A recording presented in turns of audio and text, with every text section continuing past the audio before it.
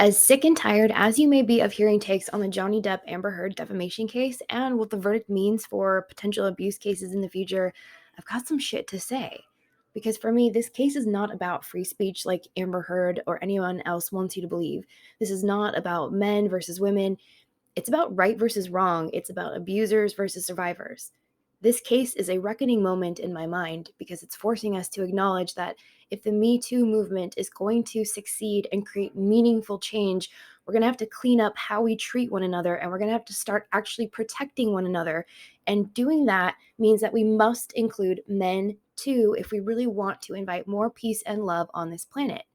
And when I say that we must treat one another better, that does not mean that you have to let toxic people use and abuse you. On the contrary, to consciously stay in an abusive situation because your abuser has been hurt too is idiot compassion. It does not do anyone any good in the long term, short term. It just perpetuates generational trauma, cycles of abuse, and it keeps you playing small. It keeps you stuck in a pool of lower vibrational energies like shame, guilt, fear, and doubt.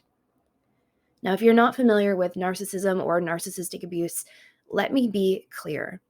Narcissists love to operate in gray areas. They love to make their abuse seem rational or like they were acting out of concern. And they love to push you until you get to a point where you react, and then they sit there and say, see, look how crazy and abusive they are. And that's what makes this kind of emotional abuse, psychological abuse, spiritual abuse, narcissistic abuse so damaging for the target of abuse. The number of people who believe you when you are the target of narcissistic abuse is very, very small. It's not typically Johnny Depp level numbers. And even in Johnny Depp's case, this is 6 years of dealing with lies and smear campaigns. And honestly, it took 5.5 years for Johnny Depp to win back public support. And by the way, he fought in court to get this trial to play out on TV in public for this exact reason. Amber Heard is the one who wanted to keep everything shut and silenced. So I agree with what Ben Chu said in his closing. The truth is worth fighting for. But unlike these free speech advocates who say that this verdict has silenced Amber Heard and an entire generation of women, I disagree. I disagree that you have the right to say whatever the fuck you want whenever you want. Obviously, that's not true.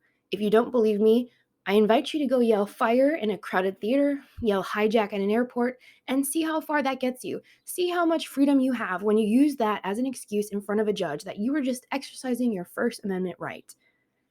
Another free speech related legality that I remember from my journalism capstone course, my senior year of college. Sometimes the First Amendment comes down to what kind of content are you creating and for what purpose.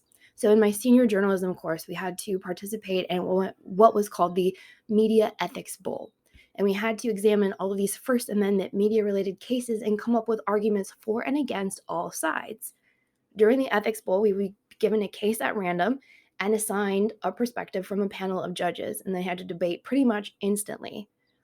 One of the cases we had to prepare for was a legal case in which an author had sued Amazon for censorship. The author said that Amazon had refused to publish his work, and back in 2012, buying books on Amazon was like what Amazon was made for. So it was kind of a big deal if you were denied the ability to even sell your book on Amazon's platform. The thing is, Amazon didn't just wake up and decide to ruin this guy's day. The reason they decided not to sell the book was because they believed it did more harm than good. Why? The book was a how-to guide, and not just any how-to guide, it was a how-to molest children book. Although the author swore that the book was not based on real-life experiences and grooming children was not something to joke about, this book eerily reminds me of O.J. Simpson's book that he wrote about the murder of his wife and her alleged lover, the If I'd Done It book. It gives me chills to think abusers, murderers, toxic people can feel so fucking entitled to say and write whatever the fuck they want and thinking they have the First Amendment protecting their right to do so.